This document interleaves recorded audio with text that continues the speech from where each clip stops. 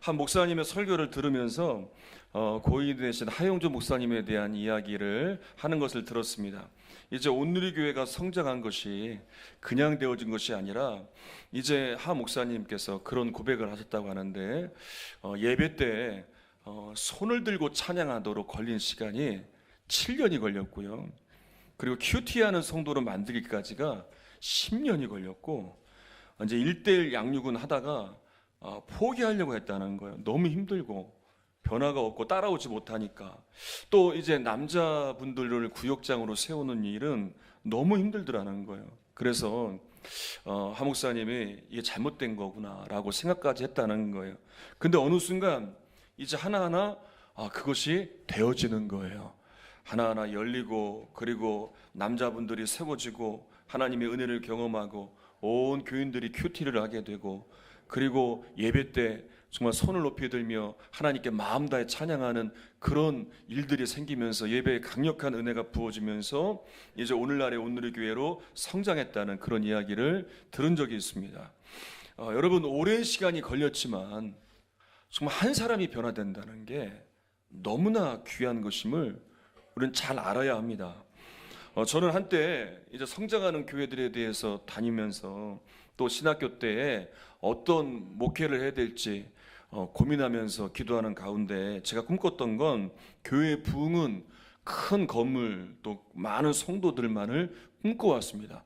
또 많은 분들에게도 그런 것이 교회 성공이라, 교회 부흥의 성공이라는 얘기를 많이 들었기 때문에 저도 한때는 그렇게 꿈꿔왔습니다. 그런데 목회를 하면서 정말 확실하게 깨닫는 것은 무엇이냐면, 이런 겉으로 보여지는 화려한 모습만이 아니라, 물론 이런 부흥도 있어야 되지만 이런 부흥보다 더 중요한 것이 있다는 걸 더 깨닫고 있는데, 그건 뭐냐? 하나님이 원하시는 부흥은, 진짜 부흥은 내가 변하는 겁니다. 정말 내가 하나님의 사람으로 변화될 때 변화된 나를 통해서 이제 하나님의 부흥이 시작되는 겁니다. 제가 여러분들에게 수도 없이 사도행전의 말씀을 통해서 전하였고 또 새벽마다도 전하고 있는 말씀이지만, 하나님의 역사는 두 가지로 구분할 수 있습니다. 하나는 뭐냐면 샘물의 역사입니다. 요한복음 4장 13절에서 14절 말씀을 한번 우리 읽어보겠습니다. 시작. 예수께서 대답하여 이르시되 이 물을 마시는 자마다 다시 목마르려니와 내가 주는 물을 마시는 자는 영원히 목마르지 아니하리니 내가 주는 물은 그 속에서 영생하도록 솟아나는 샘물이 되리라. 자, 여기서 나오는 말씀처럼 예수님을 통해서 우리는 영원히 목마르지 않는 은혜를 누릴 수 있습니다. 정말 예수님을 만나면, 정말 예수님을 바라보고 그분과 함께하고 사면 부족함이 없는 삶을 살 수가 있습니다. 자, 이제 그 다음에 일어나야 될 변화가 뭐냐면, 역사가 뭐냐면, 이제 이러한 부족함이 없는 변화된 나를 통해 이제 강물이 흘러갑니다. 자, 요한복음 7장 37절에서 38절까지 읽겠습니다. 시작. 명절 끝날 곧 그날에 예수께서 서서 외쳐 이르시되 누구든지 목마르거든 내게로 와서 마시라.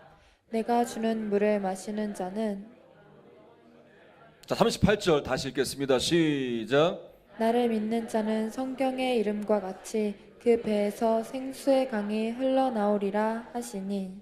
자, 강물이 주변의 생물들을 살려냅니다. 흘러갈 때 그 역사가 일어난 것처럼 변화된 나를 통해, 예수님이 주시는 이 마르지 않은 은혜를 가지고 사는 나를 통해 내 주변이 살아납니다.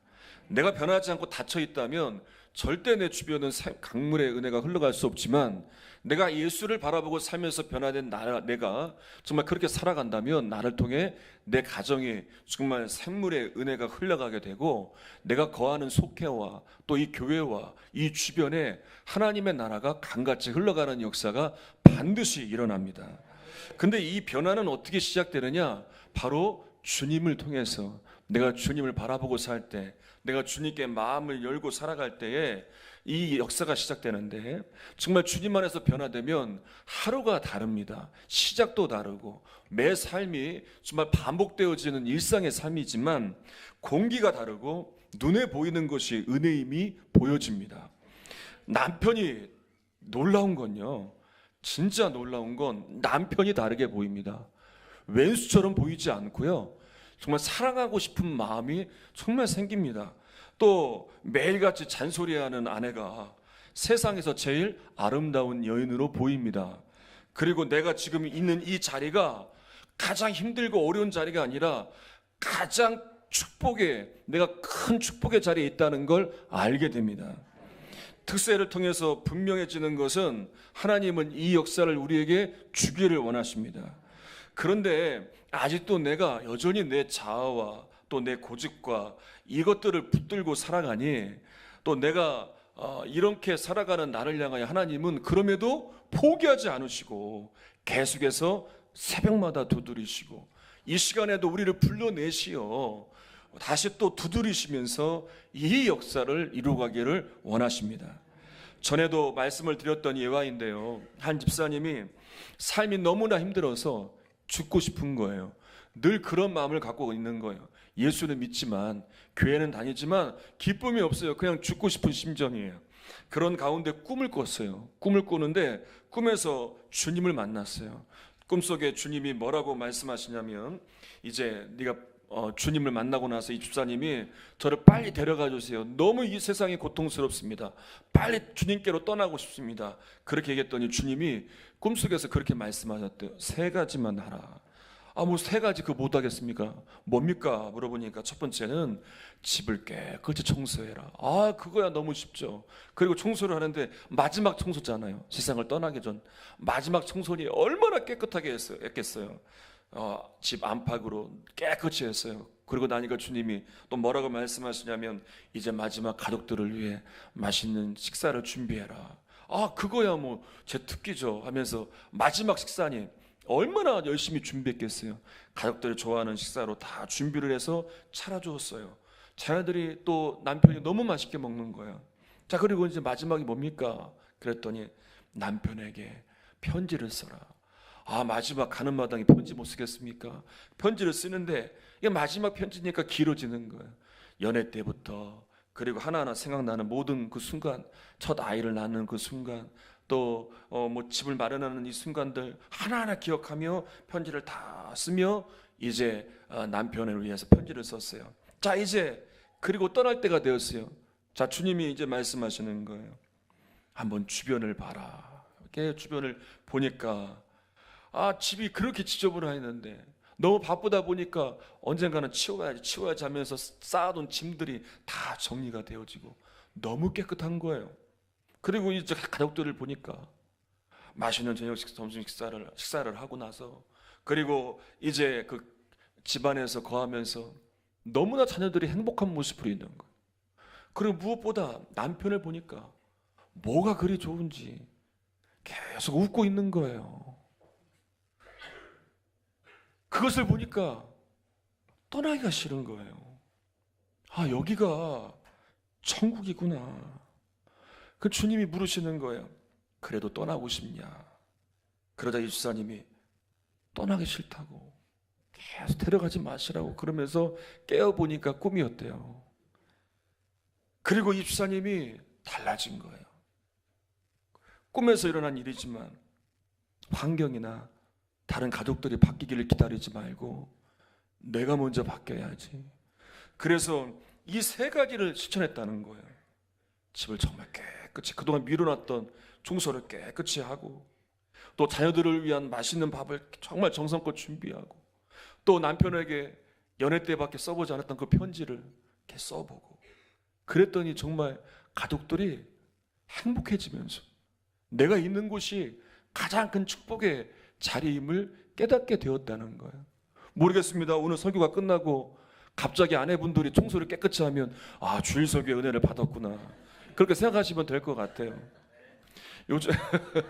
요즘 설교를 준비하면서 정말 설교를 준비하는 일이 너무나 행복합니다.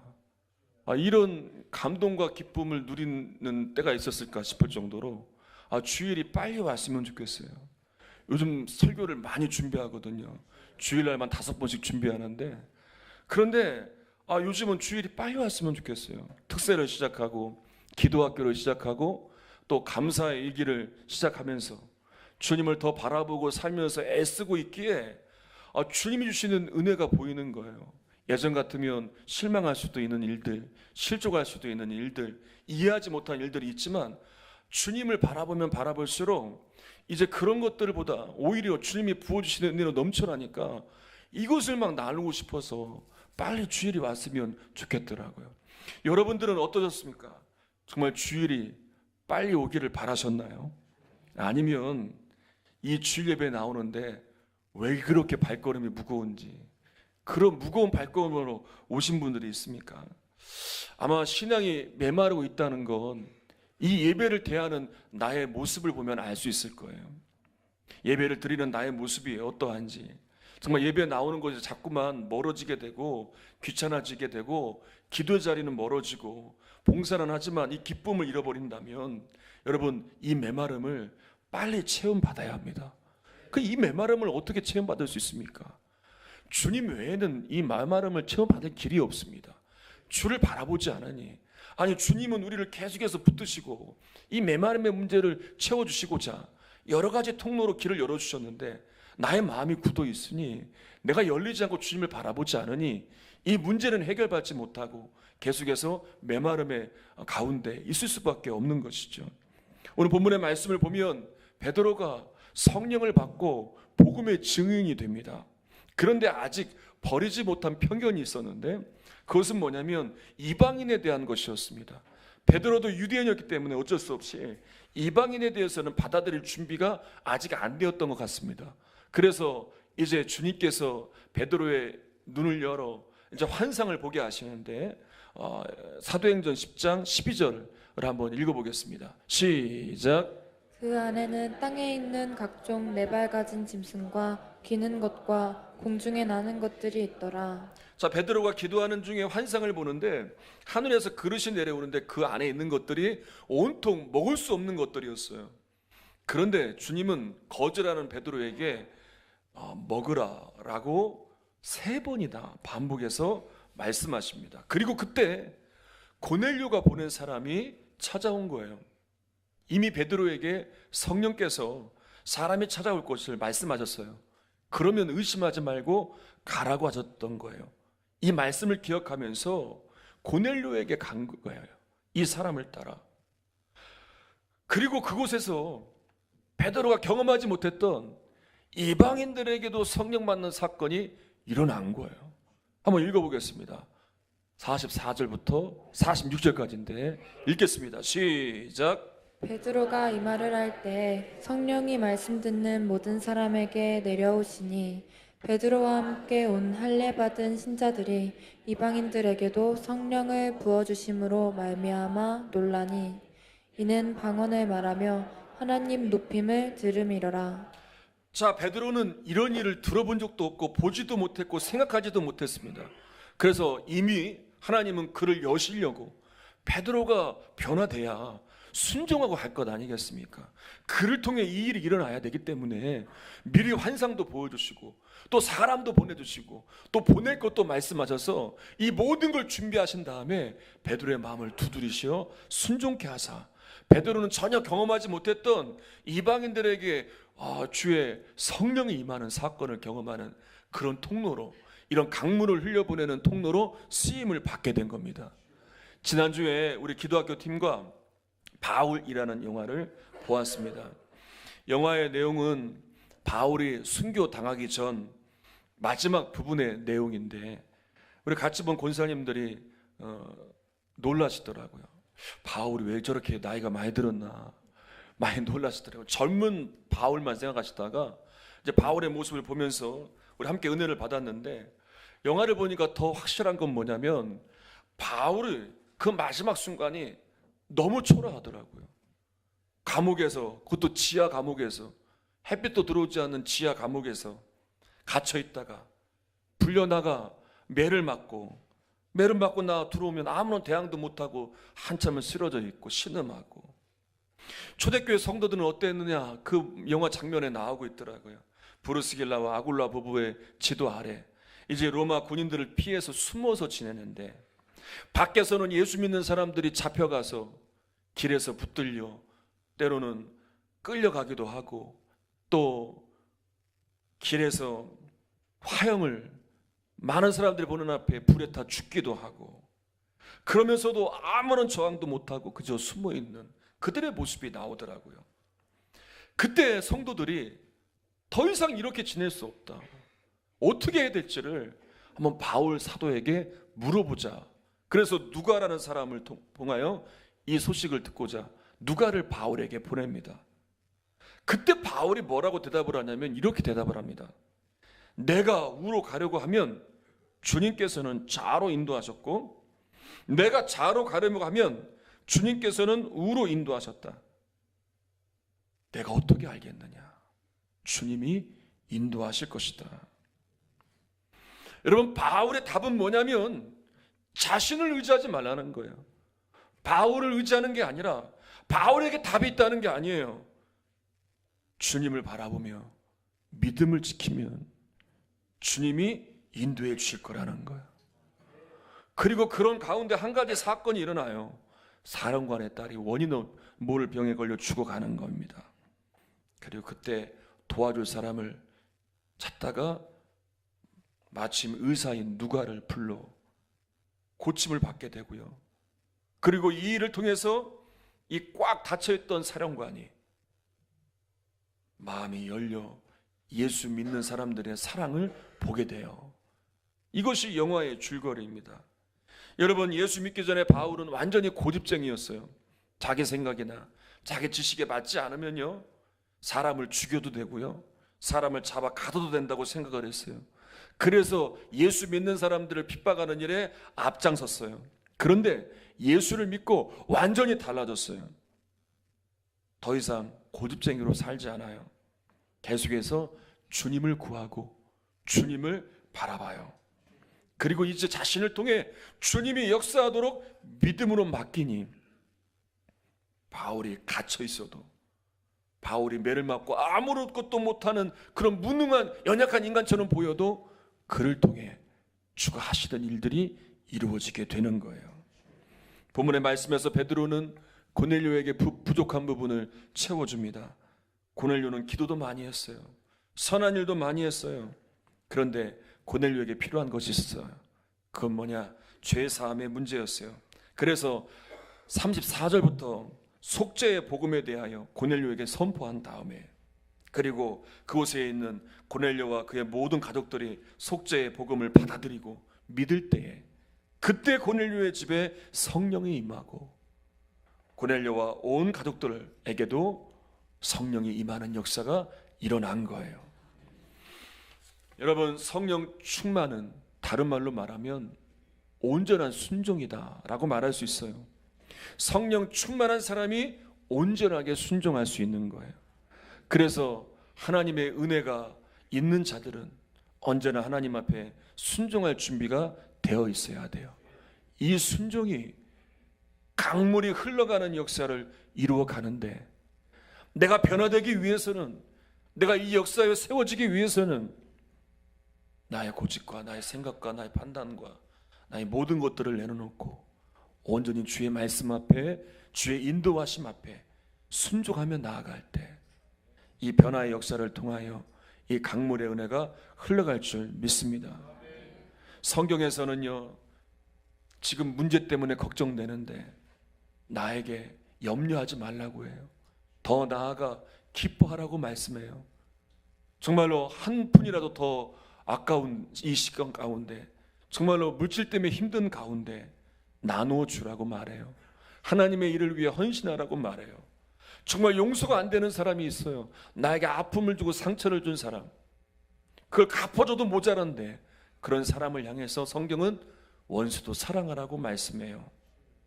하나같이 순종할 수 없는, 현실에 맞지 않는 말씀처럼 보여요. 그런데 주님은 그것이 진리임을 말씀해 주시고, 이 말씀을 따르는 자들을 통해 주님은 분명히 역사를 이루어 가시는 거예요. 여러분, 신앙생활은요, 이렇게 하는 거예요. 고넬료도 기도하는 사람이었고, 고넬료의 기도와 구제를 하나님이 기억하셨기 때문에 그를 통하여 베드로를 보내신 것이고, 베드로 역시도 그런 편견이 있었지만 그런 것들을 내려놓았을 때, 순종하여 갈 때 그런 통로로 쓰임 받은 것처럼 우리들도 내 고집과 내 옛 습관과 세상 방식을 내려놓고, 그리고 주의 은혜대로, 주의 말씀대로, 주의 인도하심대로 따라가는 거예요. 그러면 그 삶에 은혜가 넘쳐날 것이고요, 주님이 일하실 것이고요, 주님이 역사하심을 보게 되는 거예요. 그래서 우리의 기도도 바뀌어야 되는 거예요.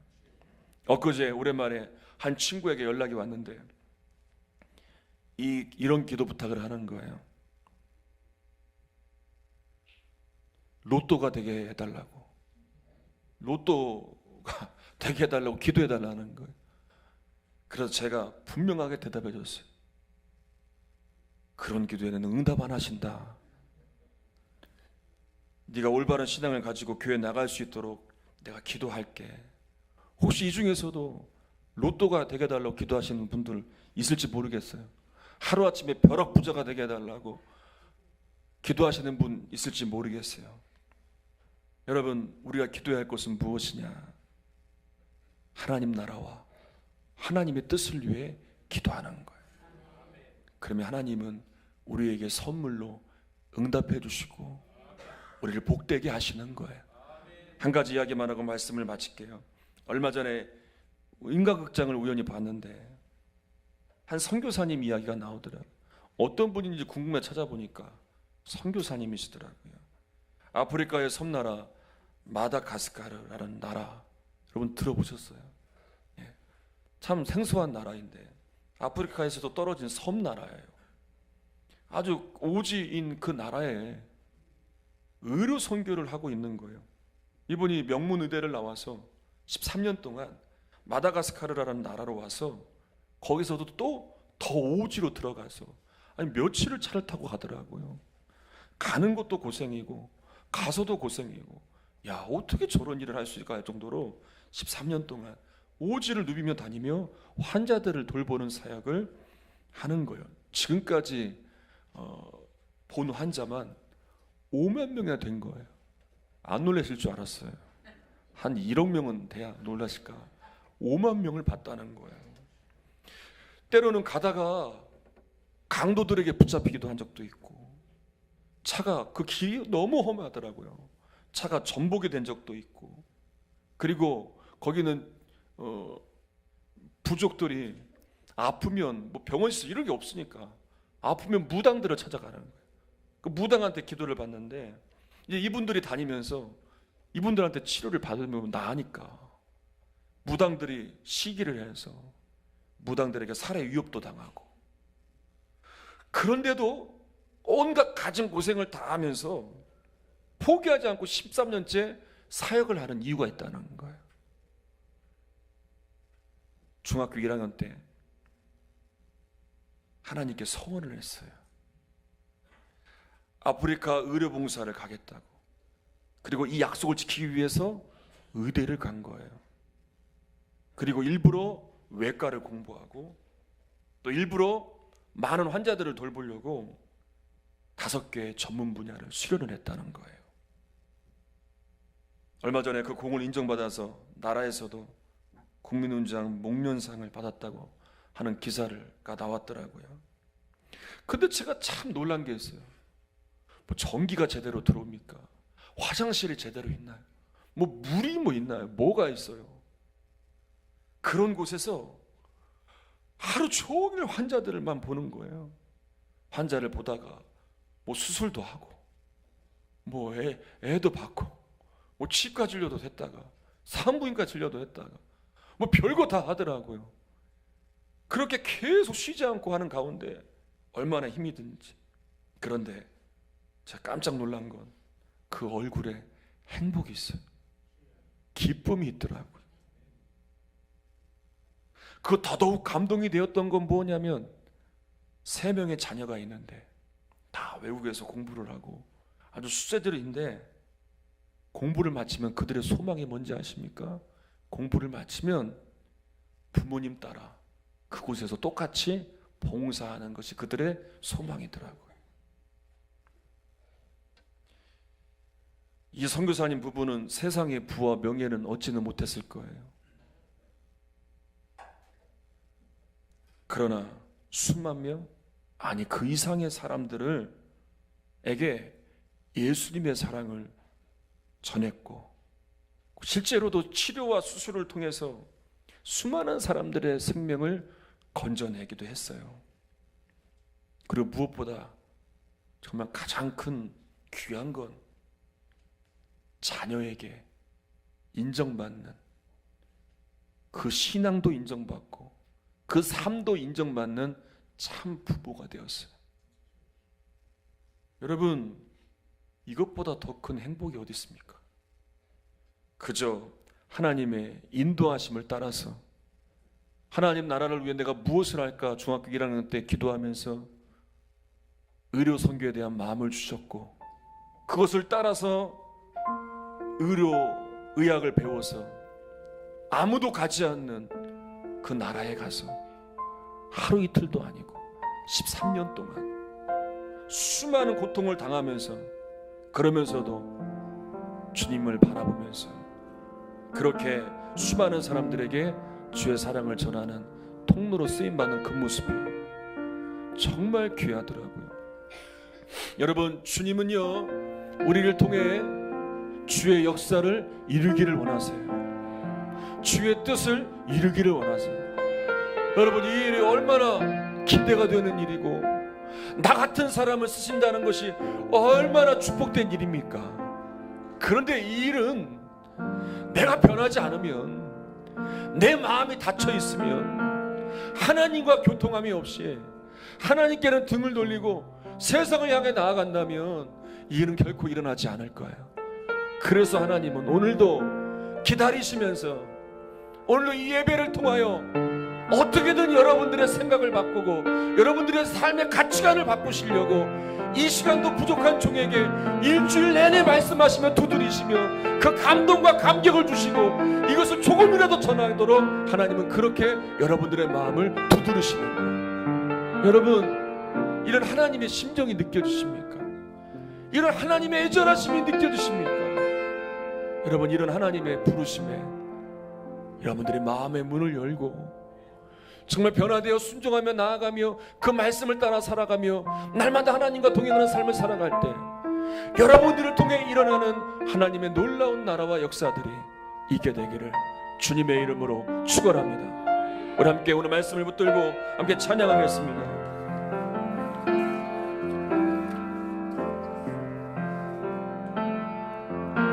마음이 상한 자를 고치시는 주님, 하늘의 아버지 날 주관하소서. 주의 길로 인도하사 자유케 하소서. 새 일을 행하사 부케 하소서. 성령으로 채우사 성령으로 주보기를 원합니다. 주보게 주의 임재 속에 주의 그대를 알게 하소서. 그대 알게 하소서. 주 뜻대로 살아가리. 세상 끝나 나를 믿으시고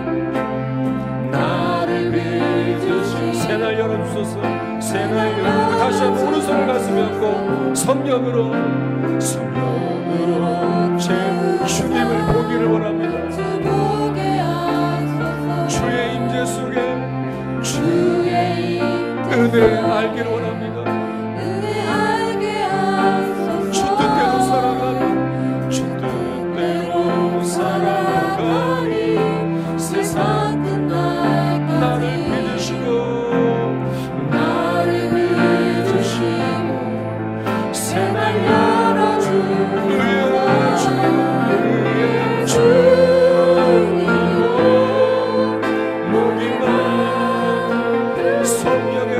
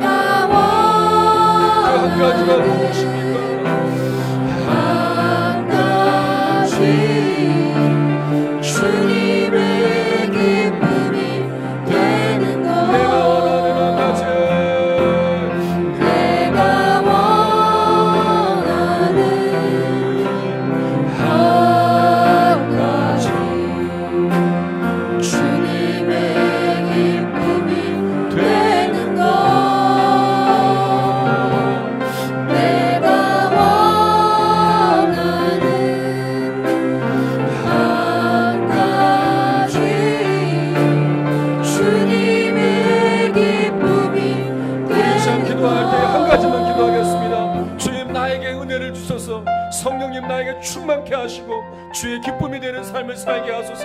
우리 주여 한번 부르짖고 우리 함께 뜨겁게 통성으로 기도합니다. 주여,